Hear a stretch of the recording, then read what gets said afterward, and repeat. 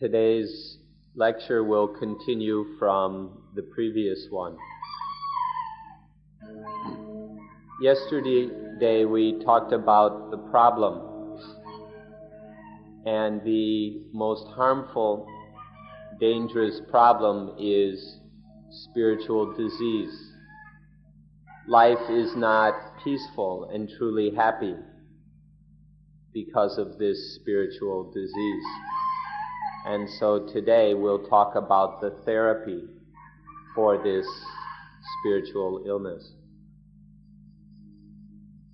The best way to deal with this spiritual disease is to understand and practice according to Paticca Samuppada, or dependent origination. When we understand the facts of dependent origination and then live accordingly, the spiritual disease won't have an opportunity to occur, and any old spiritual disease will disappear. We'd like for you to remember the Pali word. It's very useful to start with the original term, which is but actually there are two terms here that are important that we'd ask you to remember. The first has to do with everything. We're going to be talking about something today, and when this fundamental principle is applied to all things, including inanimate things, we call it Ithapajayata. When the exact same principle is applied, however, to human beings, and especially the quality of pleasure and pain, or sukha and dukkha, then we call it Paticca Samuppada, although in Thai it's pronounced Paticca Samuppada. The first can be translated conditionality, and the second dependent origination, but it's best if we understand the original term correctly and remember it. Ithapajayata and Paticca Samuppada. I'll bet there are a few Pali terms which you can already remember, but these are probably rather unimportant ones. However, the most important Pali terms, the most powerful and profound, especially this Paticca Samuppada, you probably can't remember. People tend to remember the easy words, the ones that really aren't very important. But the ones that can really free us from dukkha, like Paticca Samuppada, hardly anybody cares to remember. So we ask you to make a particular effort to remember this term. Now, in this Indian word Paticca Samuppada, which can be translated dependent origination, there is also the meaning of dependent cessation. Now, this is hard for many people to understand because they're too caught up in the word origination. But not only do things appear, but the cessation of things appears. So just as there is dependent origination, there's also dependent cessation.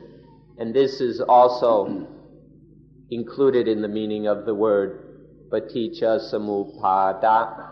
Maybe we could call it dependent manifestation, whether it's the arising or the ceasing of things. It's all a manifestation. So it demonstrates or reveals both a dependent origination as well as revealing a dependent cessation. Because both of these happen interdependently, we can call it dependent origination or paticca samuppada. Now, the importance of paticca samuppada is that it is the heart of Buddhism. We call it the heart of Buddhism or of Buddha Dhamma because this is what can free us from self. Dependent origination can liberate us from the ignorance of belief in some self, which then frees us from all dukkha, all misery and suffering. Further, the Buddha even said that if you see paticca samuppada, you will see me, meaning the Buddha. So when you see this dependent origination, you also see the Buddha. Otherwise, you haven't yet met the Buddha. So this shows the importance of paticca samuppada. For example, if you were to stay in some place, whatever place, and undergo great difficulties for, say, 6 months, but through all that hard time, you understood dependent origination, then that very difficult 6 months would be worth it. It would be totally worthwhile. On the other hand, if you were to travel around the world for a year, for many years, if in your travels you never come to understand dependent origination, then it hasn't been very worthwhile. The time and effort has been wasted. Though we should point out a bit of difficulty in this matter. There are many places that explain dependent origination differently than the Buddha originally intended.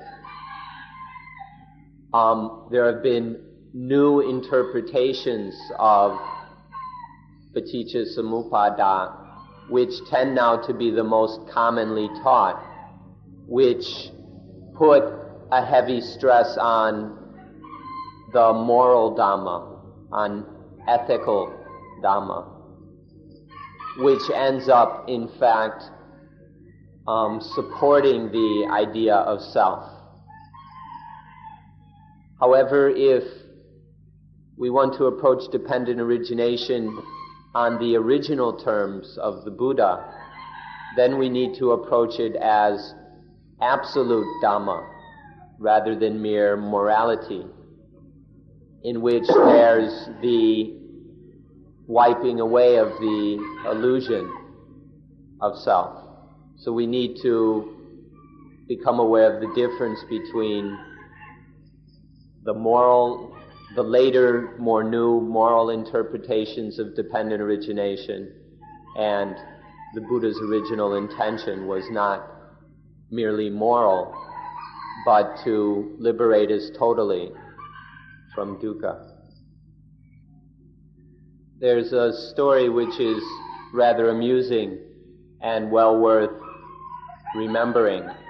However, it's in symbolic language, so make sure you listen carefully. In this story, there was a deva, a celestial being, kind of like angels in the West, was looking for the end of the world, was looking for the world's end. And this Deva could fly very fast, faster than an arrow, faster than a speeding bullet. And so he was going around all over the place as fast as he could for many years, trying to get to the end of the world. And after many years, he still hadn't got there. He would, go from here all the way that way, looking for the end of the world. And so one day he came to the Buddha and he said, for all these years I've been speeding around as fast as I could with these wonderful magic powers, and I still haven't gotten to the end of the world. And the Buddha's reply was just like this was some ordinary kind of guy. He said, you crazy fool. You'll never find the end of the world that way, because it's in here. It's within us. You can find the end of the world within yourself. The end of the world, the end of all the problems of worldly existence, the end of dukkha, the spiritual disease, is found within oneself, in the living being. That's the place where one finds the end of the world. And so, if we go running around looking for dependent origination out there someplace, we never find it. The place to discover dependent origination is within oneself. This is a story that's well worth remembering.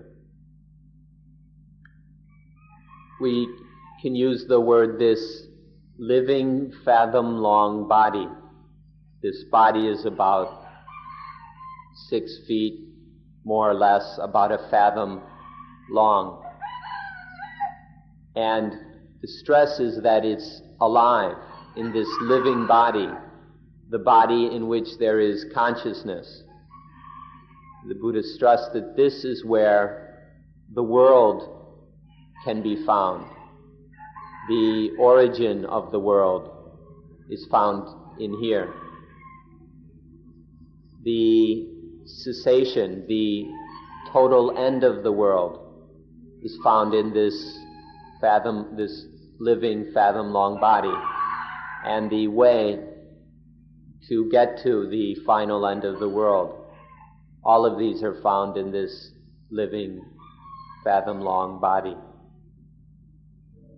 These words, this living body or living being, in the original Pali, it specifies this body in which there is sanya, or perception, and there is mind, or heart. So the living being is where there is the perception, the experience of mind, and then the mind itself, that which perceives, which experiences. In this living being, where there is perception and mind, in this perceiving, experiencing, and in this mind, this is where we find the world, the origin of the world, the total end of the world, in the way to find the end of the world. In a dead body or a corpse, there is no longer any perception and mind. So it's not possible to find these things in the dead body or in things which aren't alive. Now, all of us sitting here are still alive. There is still perception, and there is the mind. And so all of us are able and ought to study and investigate dependent origination right here in these living bodies and minds. So now let's start to study paticca samuppada within ourselves right now. The ABCs of dependent origination are the eyes, ears, nose, tongue, body, and mind, and the forms, sounds, odors, tastes, touches, and mental objects. The inner senses or sensibles, in Pali they're called ayatana, and the outer things that are sensed, experienced, the outer ayatana, when they come together. For example, the eye interacts with a form, or the ear interacts with sound. That's the starting point, or you can say the ABCs of our study of dependent origination. Now, don't overlook the word dependent. The inner sensibles and the outer sensibles have to depend on each other. If there isn't any depending, then you can't call it dependent origination. For the I in the form to arise, there needs to be this mutual depending. The I on the form on the I.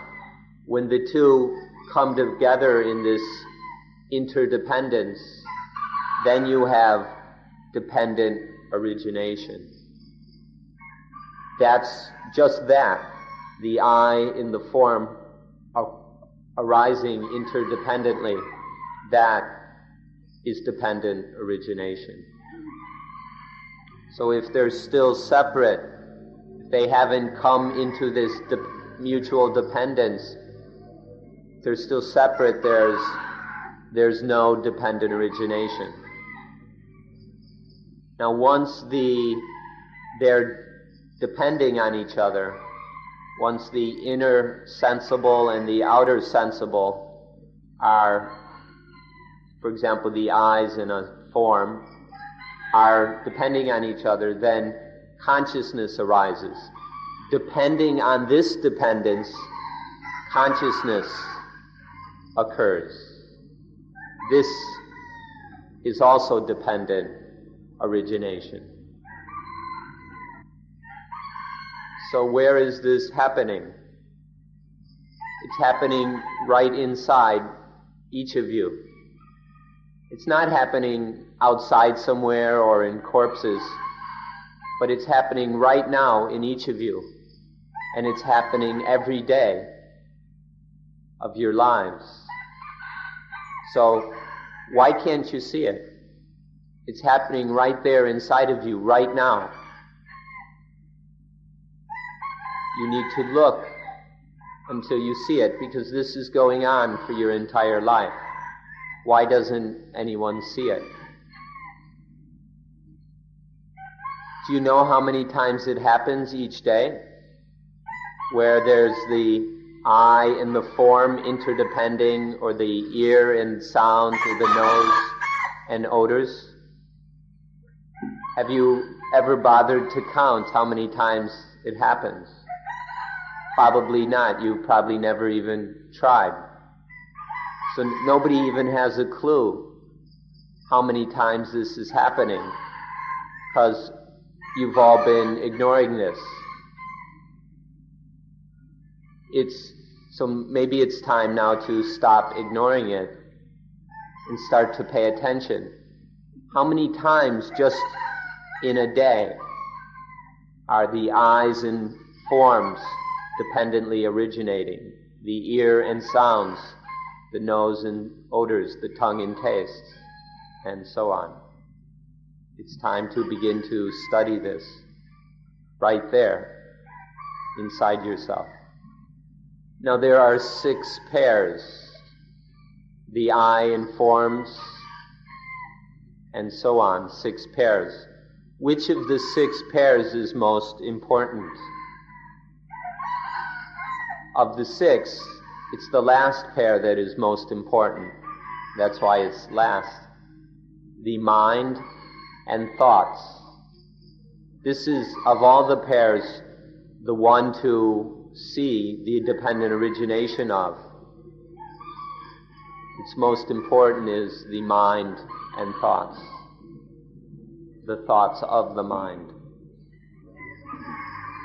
Now, when the first 5 pairs have performed their function, they send all the data to the last pair.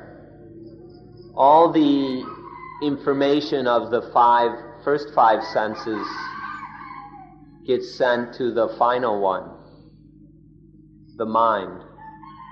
And so the whole world is collected right here in the mind and the experiences, the objects of mind, the things the mind senses. Now, when the inner sensible and the outer sensible interact or are depending on each other, then a third thing arises, which is contact, or consciousness. Eye consciousness, ear consciousness, nose consciousness, and so on. 6 kinds of consciousness. Now, these 3 are mutually interdependent. All 3 of them are depending on each other. And when these 3 are depending on each other like this, then another thing happens, what we call contact or patsa. Contact, where these 3, the interdependent functioning of the 3 is contact. This can't be avoided. Once these 3 are going, then there's contact. How many times then is there contact in a day? Whether eye contact, ear contact, or whatever. Even in Thailand, most people explain contact incorrectly. Over and over again you hear people saying that contact is the eye in the form, the ear in the sound. They only mention 2 things. But you should never ignore the fact that contact is 3 things. The eye, the form, and eye consciousness. The nose, the odor, and nose consciousness. Contact is always these 3 things dependent upon each other. We need to observe this in order to understand this very, very dangerous event, which we call contact. Now, further there's more depending. This process keeps unfolding. Now, depending on contact, there occurs feeling. So, there's this depending on contact occurs what we call feeling or vedana. Now, further, depending on feeling, it can be pleasant feelings, unpleasant, or whatever, but depending on feelings, then there occurs the value or meaning of positive and negative. When there are these feelings, then there occurs value is given to this meaning. This positive and negative evaluation always depends on feeling. Without any feeling, there would be no opportunity for this positive and negative meaning to happen in the mind.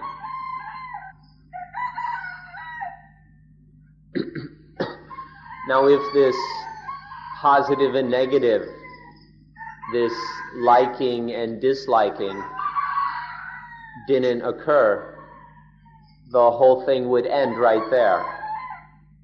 There'd just be contact and things would end.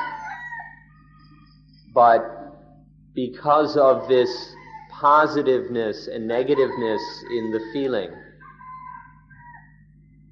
this giving meaning, pleasant meaning, unpleasant meaning to the feeling, then depending on this positive negative evaluation, then there arises the next thing, which is tanha. Tanha is an important word. It means craving or desire. And so this desire arises depending on the positive and negative feelings. Now, if all of this has been happening without wisdom, without true natural understanding, then this tanha, this desire, occurs. Because when we use the word tanha or desire, it always means that an ignorant reaction of the mind. The mind is functioning in a stupid way. This is always implied in the term desire or tanha.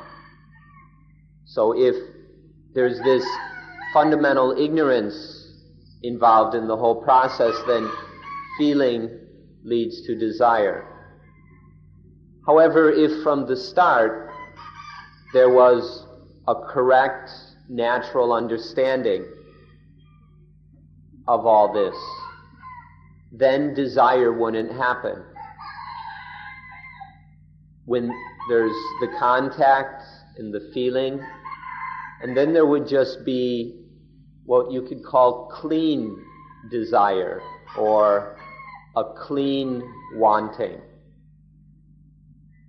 Tanha or desire is always kind of dirty. It's tainted with selfishness. But when there's true wisdom, then you can call it a clean want. Just wanting to do what's right,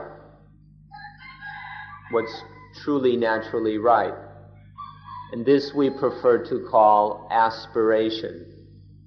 So there's an important difference here whether this is happening in a stupid way or whether it's happening in a truly intelligent or clean way. If it's a matter of desire, craving, then there's going to be trouble.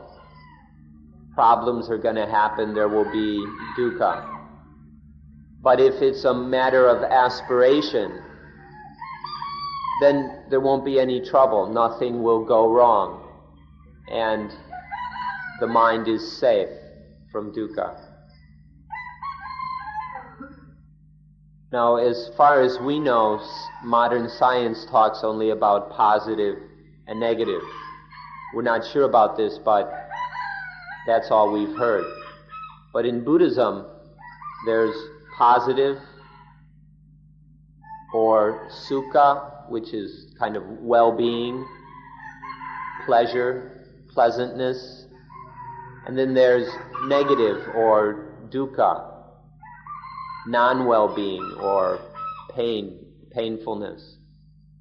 But then there's a third, which is adukkha sukha. Neither dukkha, neither painful nor pleasant, neither non-well-being nor well-being. A third one where you can't say whether it's pleasant or unpleasant.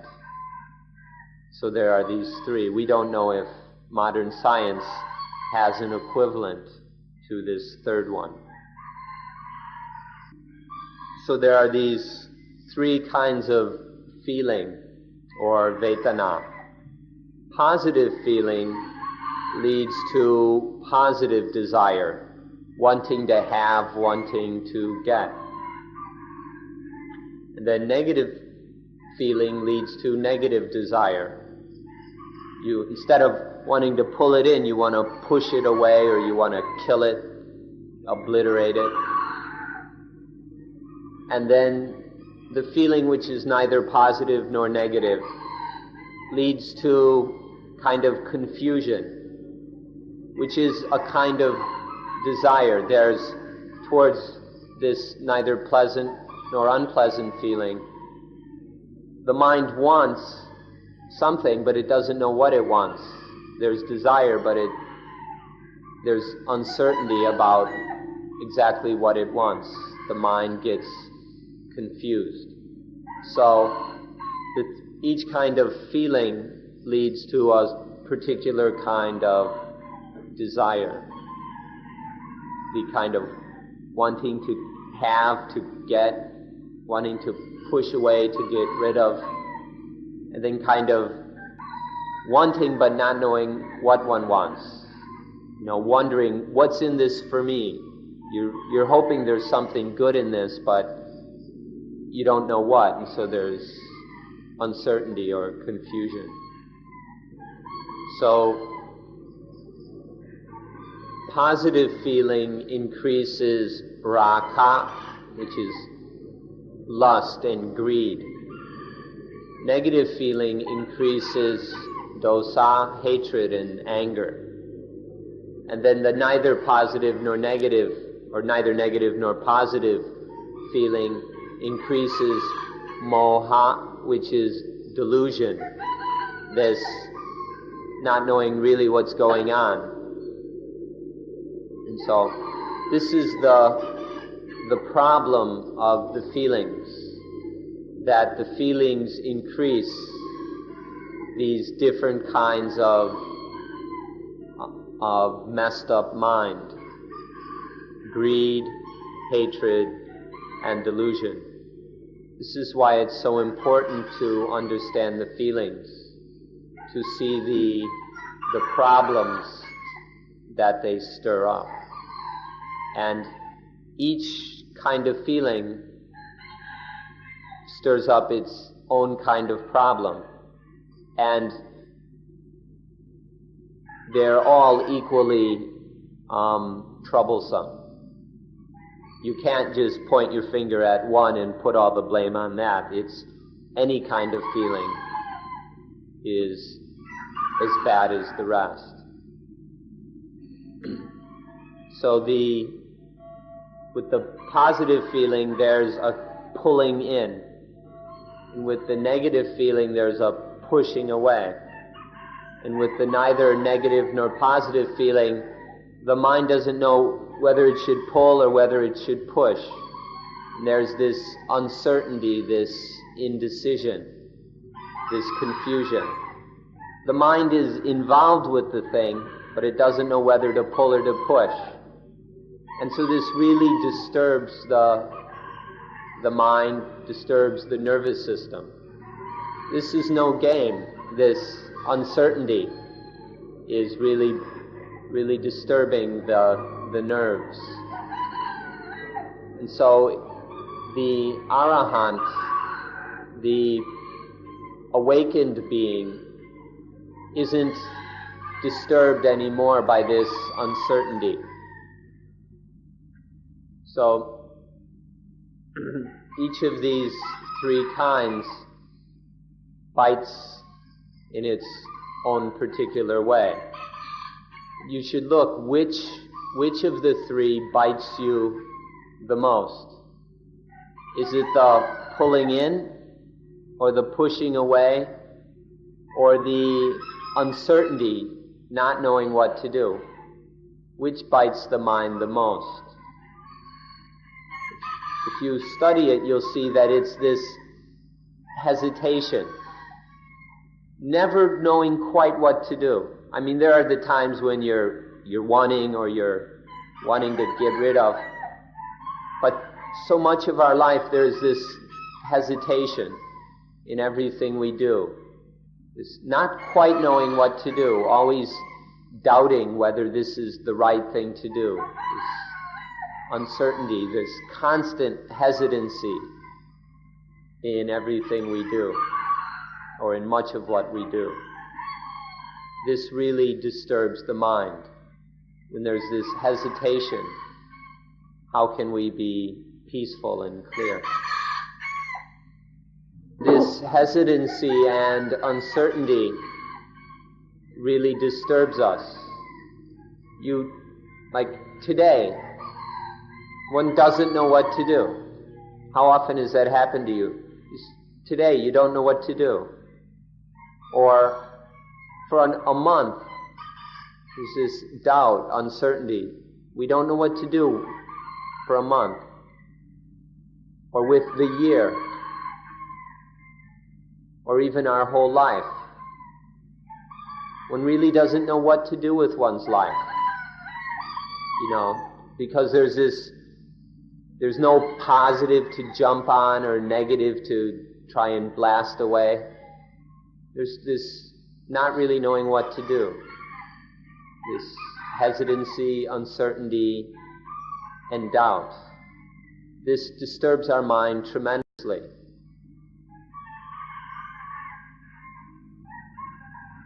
So we've got some work to do. And then we start to have doubts. Oh, maybe this isn't right. Maybe this isn't what I should be doing. And then so we want to throw that work away and go off and find something else to do. And then before long, more doubts about the new thing, the new work. Oh, is this really right for me? Is this what I meant to do? Is this of really any value?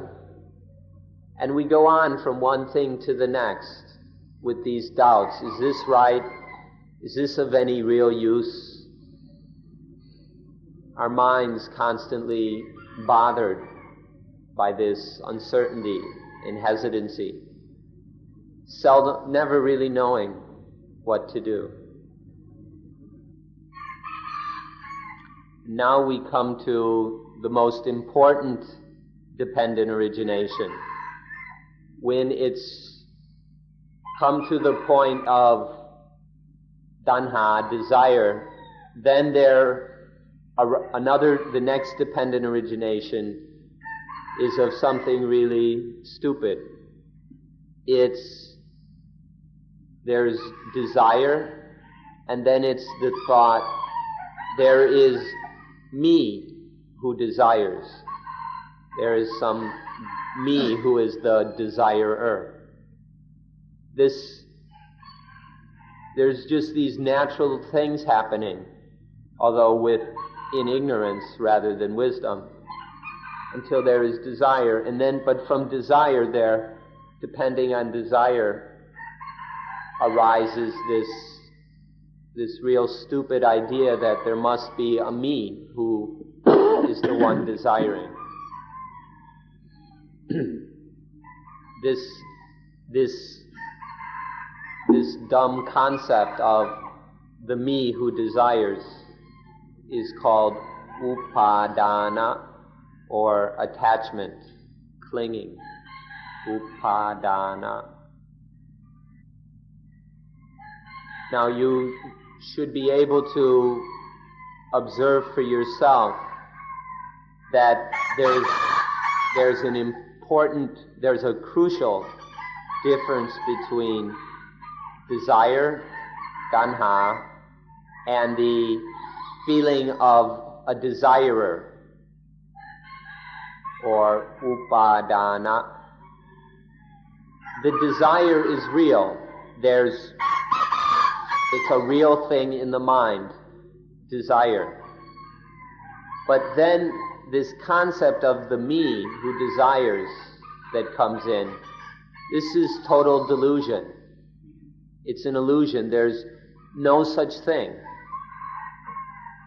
So you need to see the difference between the desire and the delusion, the illusion that there is a me who is the one desiring.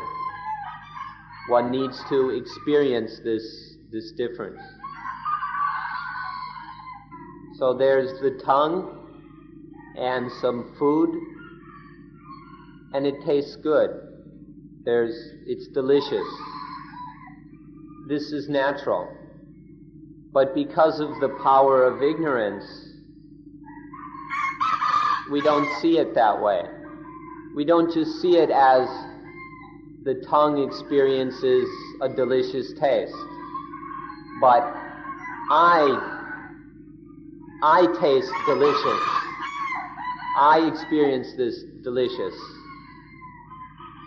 Because of this fundamental stupidity, it's taken to be me, the deliciousness, the tongue. It's me, it's mine.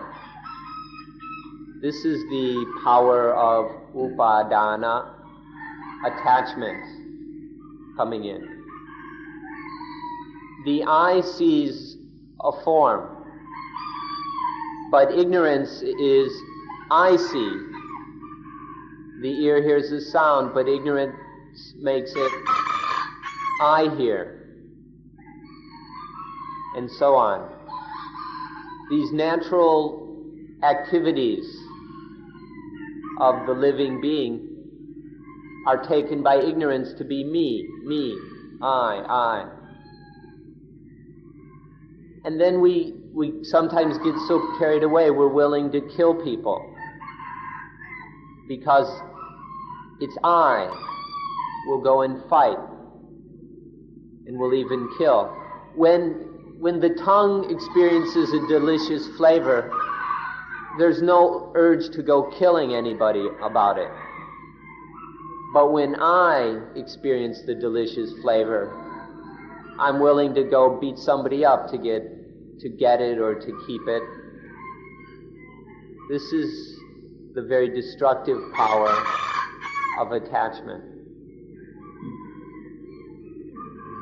And the thing that's most powerful and therefore most dangerous are the sexual feelings. These are so strong, they're very dangerous. Really, it's just a natural thing that there's some contact and then some sexual feelings. But because of our stupidity, we take it to be me, to be mine. And then it makes us so stupid, we fall in love just because of this sexual feeling. We fall in love with the feeling, and then we get all kinds of crazy ideas. Some people go and kill themselves because of this stupid love, or they go and kill other people, or they try and run somebody's life. And they call it love, when it's really just this, they're all just caught up, entrapped in this sexual feeling and attaching to it. It's not the sexual feeling, but it's this me, this I, that we put into everything. But the sexual feeling is particularly dangerous because it's so strong. And so it's so easy to make it me. This is the very dangerous power of upadana, of attachment. So these natural feelings of the nervous system, don't go and take them to be my feelings or me. Just notice that all these feelings are just natural activity of the nervous system and leave it at that. Don't fall into this delusion that it's mine, or it belongs to myself, or it is myself, or it's me.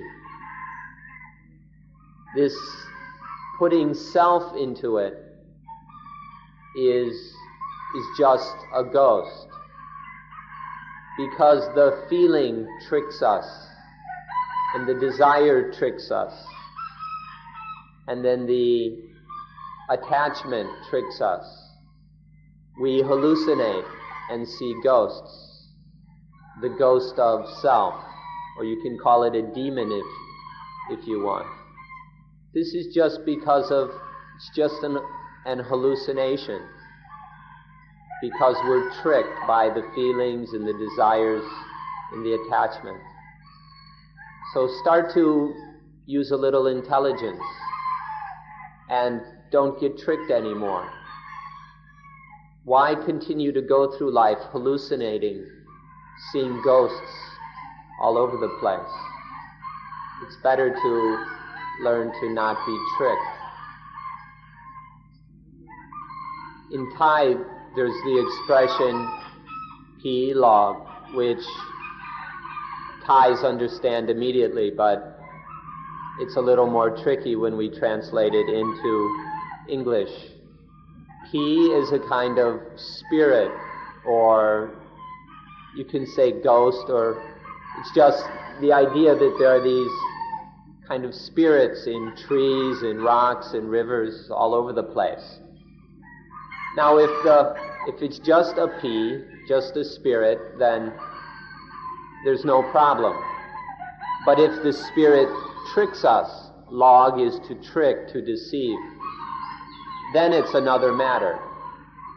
And so, pi log is this hallucination where the ghost is tricking us, deceiving us.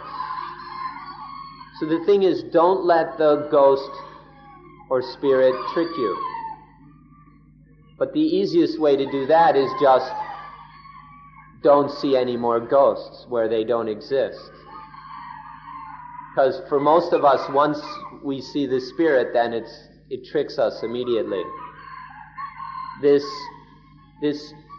upadana is the ghost, the spirit.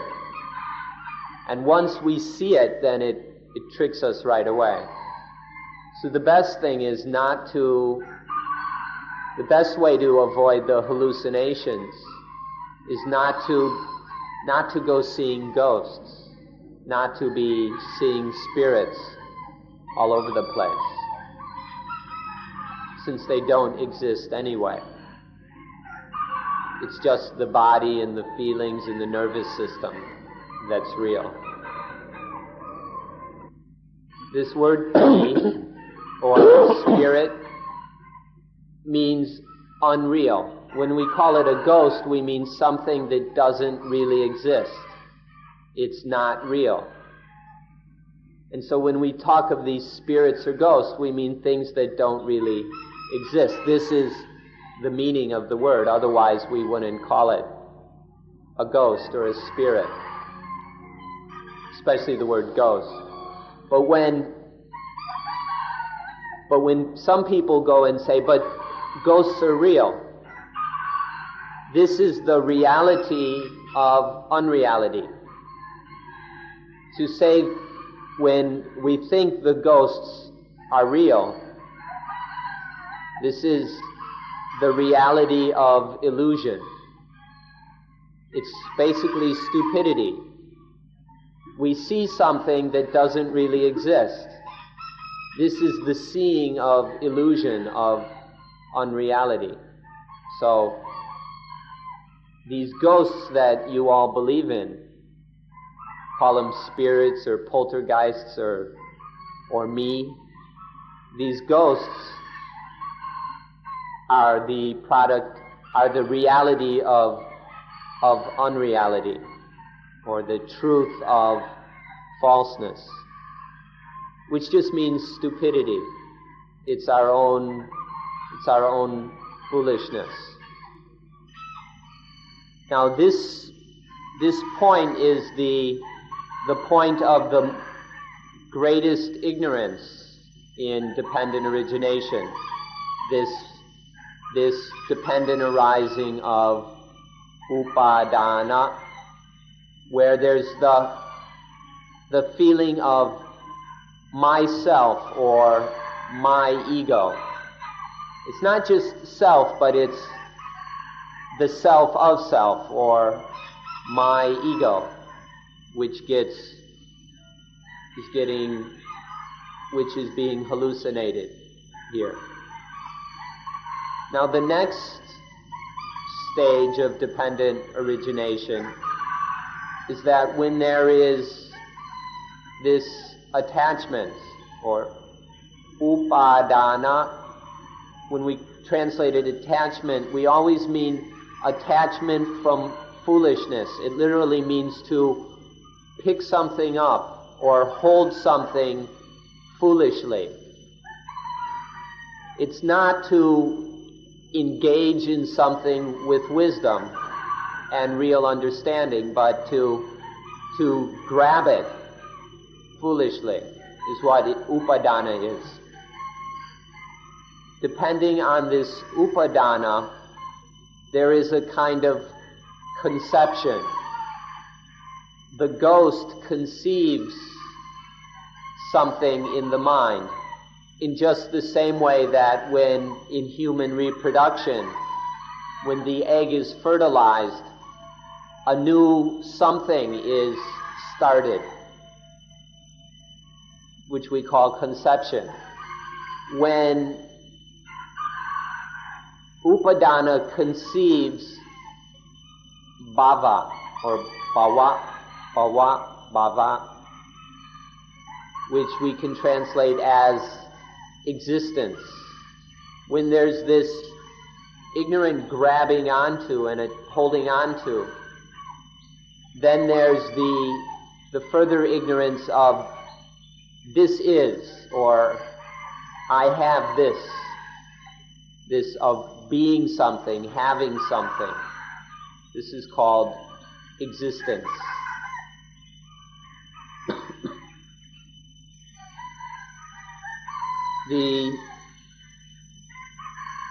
The attachment is the activity, or upadana has the activity of attaching to, or grasping at, clinging to.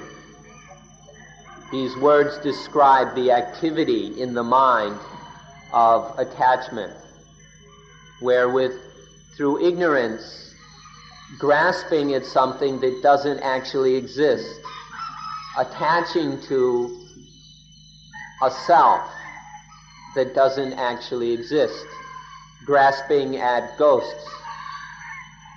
And through this there is the conception of even more delusion. The thing grasped at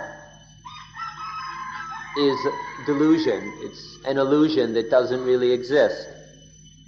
And then this illusion grows. Just the way when in human reproduction there is the zygote, the fertilized egg, and then it grows to a fetus and it grows bigger and bigger. In the same way, by clinging to an illusion, it grows.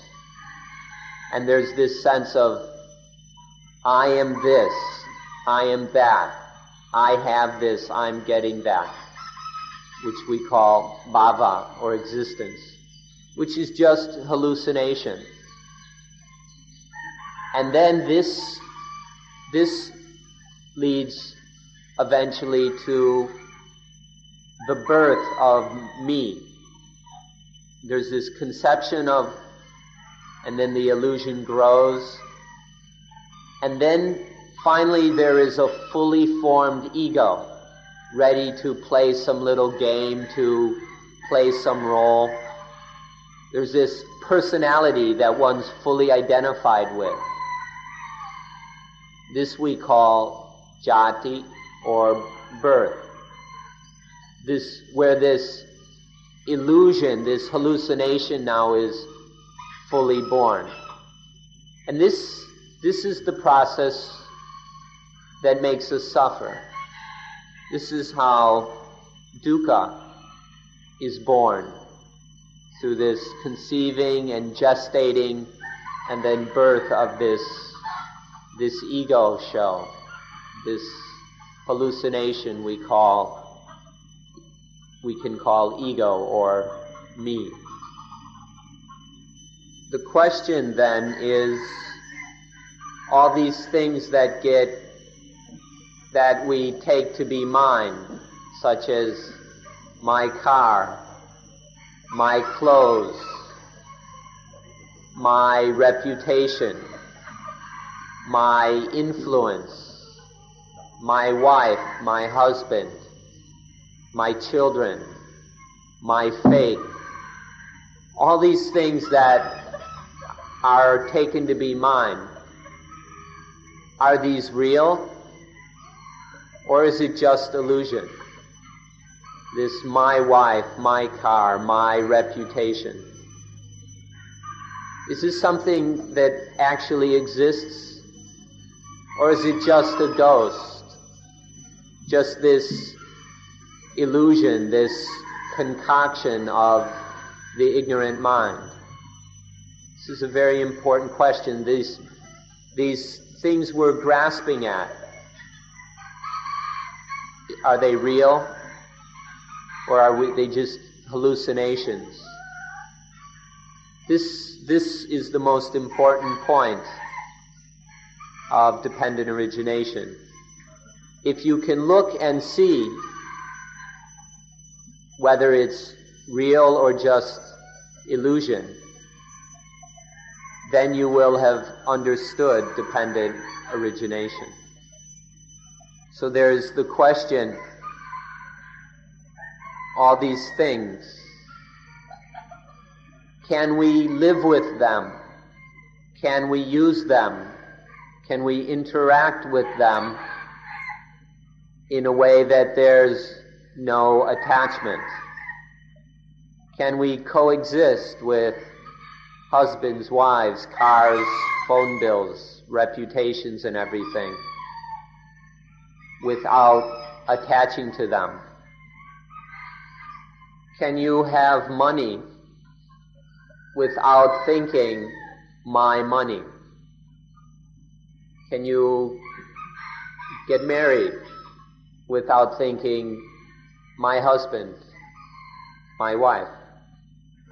All these things, can we have them and use them without thinking, my? Especially life. Can we live without thinking, my life? This is a very important question for all of us. Anything we attach to bites us. If we put it crudely, attach to something and it bites.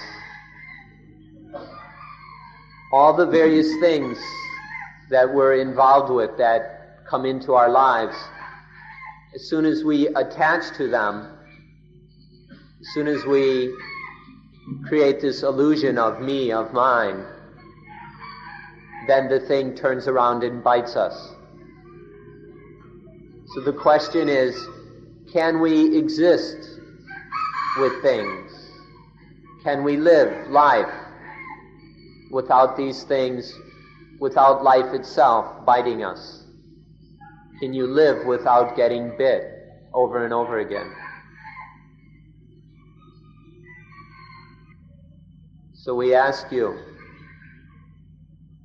to have money without feeling it's my money, to have a husband or wife without thinking, my husband, my wife.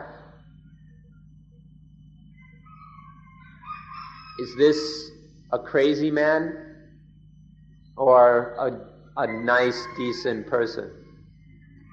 Is this person who feels this way crazy or sane? But in terms of Dhamma, it's very clear that if we don't attach, it doesn't bite us. Just don't grab on and it won't bite us. So can we live with all these things without attaching so that they don't bite us?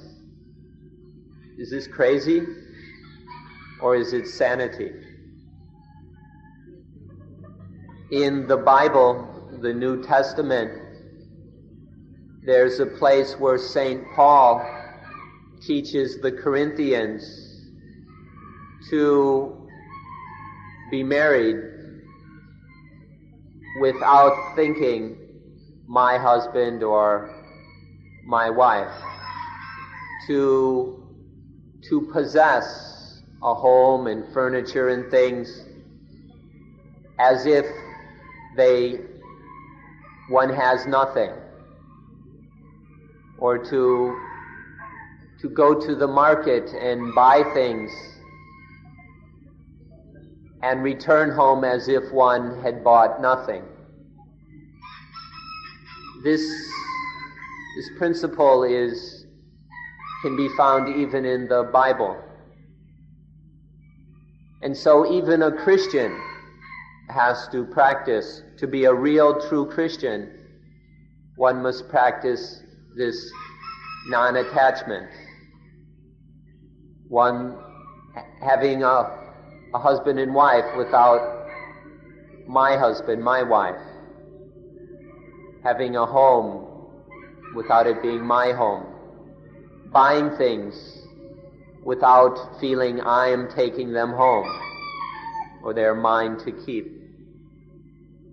This is not only the highest principle of Buddhism, it's the highest principle of Christianity as well.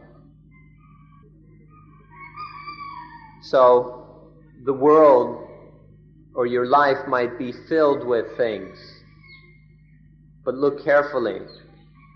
When you're thinking that these things are mine, how is it? And when you're not thinking that they are mine, how is that? Is there a difference? And what is the difference?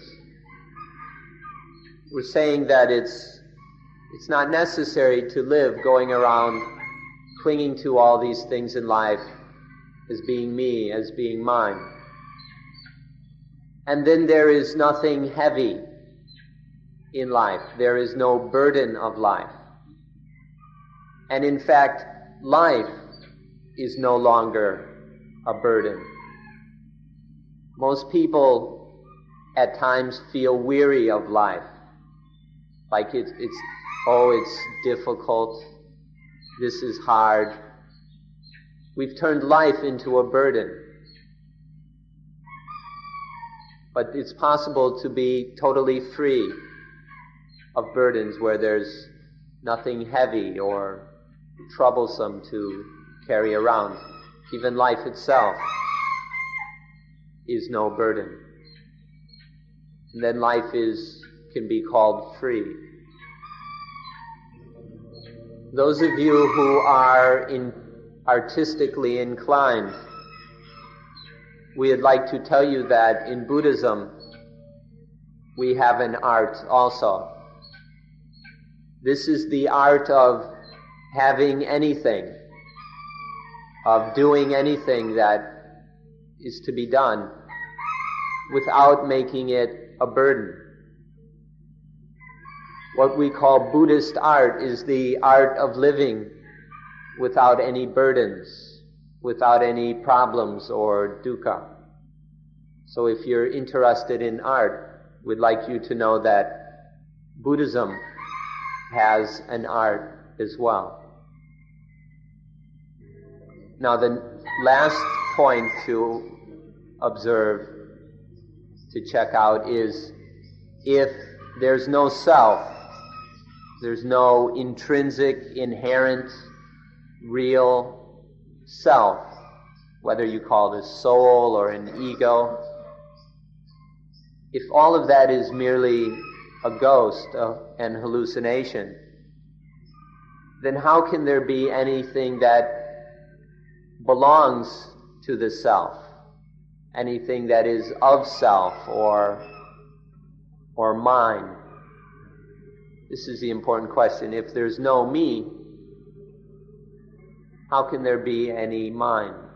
If there's no self, how can anything belong to self or be of self? So if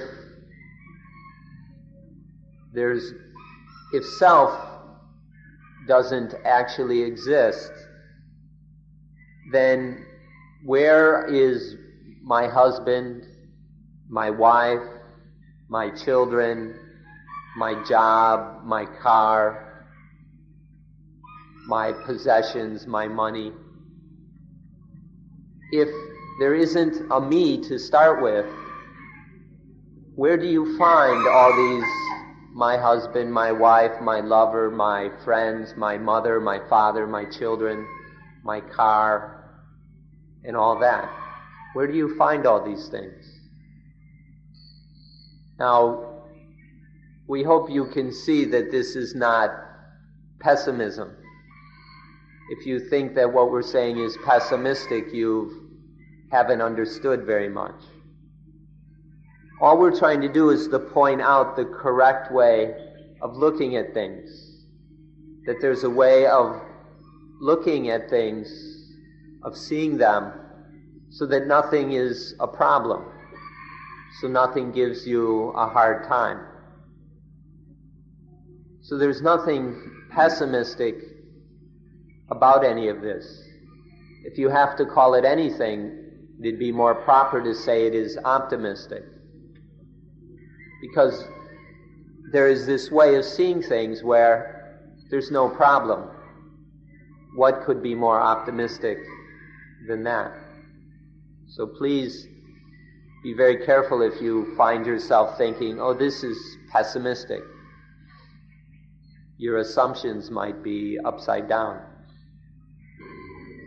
However, to be precise, Buddha Dhamma is neither pessimistic nor optimistic. Rather, Buddha Dhamma is the way to eliminate and get free of both pessimism and optimism. Properly, Buddha Dhamma is the way to be free. Instead of getting caught in pessimism or optimism, one is beyond them and is free of them.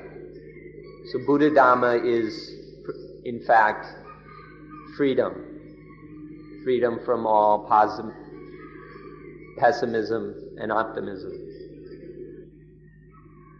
Now, if you're interested, to study and understand dependent origination and then live accordingly is what will make us free. We can be free the more we understand and then live in line with this truth of dependent origination. By free, we are above, beyond positive and negative, good and evil, liking and disliking, pessimism and optimism. There's this freedom where we're no longer holding on to and relying on things as being me and being mine. And so one is free. We can find this freedom by studying dependent origination. If you don't yet understand it fully, that's okay. We're starting to look at this. And remember, we're studying it inside of ourselves. And so now that we're starting to study this, just keep studying. 10 days may not be enough, but the more you study, the more free you will be, or the more you understand it. And then as your understanding is put into daily practice, then one finds oneself more and more free. So if you don't understand it all right now, that's fine. There's no expectation. But just keep studying, keep investigating, until one is totally free. Now, understanding dependent origination will give us two wonderful results. The first is that we finally realize that, hey, there's no self. In all of this life, there isn't a self anywhere to be found. There's just the stream or flow of dependent originations. There's just this constant process of things dependently originating and dependently ceasing. That's all. So we have this understanding that there's no self here to hold on to get caught up in. So why get trapped in anything? Why bother attaching when there isn't actually anything to attach to? It's all just an illusion. And now we see through the illusion. And so all the ghosts disappear. Second, we understand how dukkha happens, and we understand how the ending of dukkha happens.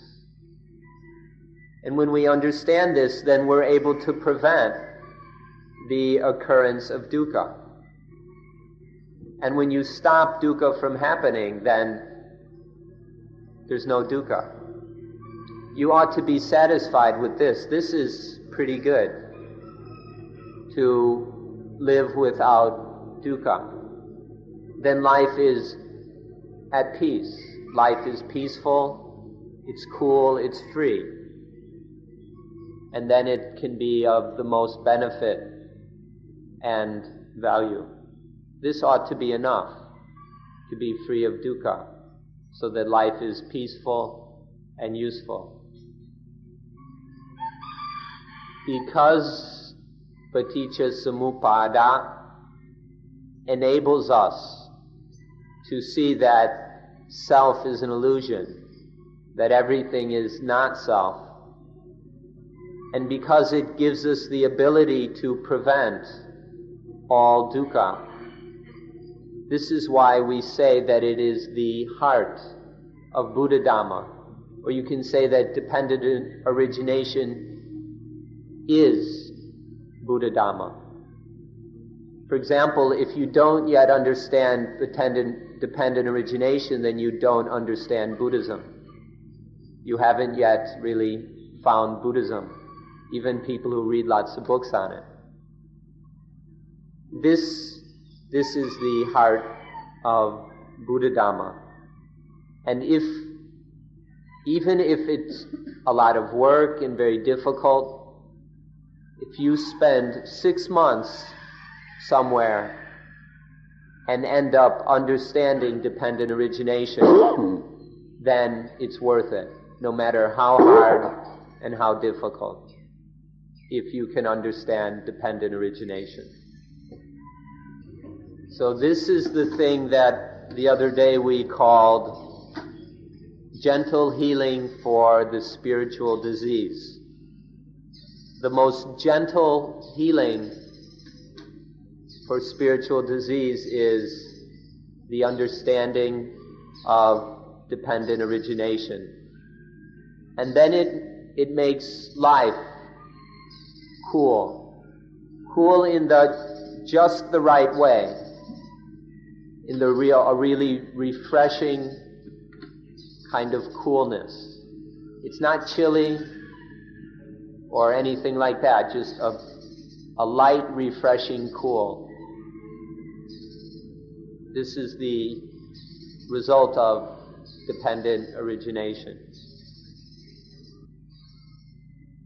In order to realize the full benefits of understanding dependent origination, in order to apply this most successfully to life, one other thing is required. That is sati, mindfulness. One needs to perfect mindfulness to reap the fullest benefits of understanding paticca samuppada. And so, in a later talk, we will discuss how to perfect mindfulness through practicing anapanasati, mindfulness with breathing in and out. But we'll have to leave this for another time. Finally, thank you for being good listeners. Been very good listeners, so thanks.